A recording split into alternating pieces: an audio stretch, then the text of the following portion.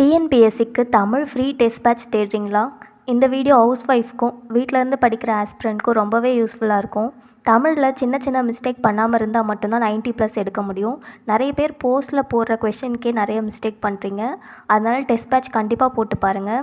இந்த test 2025 new syllabus base பண்ணி தான் இருக்கும். தமிழில் old book and new book ரெண்டுமே கவர் ஆகிடும். டெஸ்ட் எப்போ ஸ்டார்ட் ஆகுதுன்னா 25th ஏப்ரல்லேருந்து.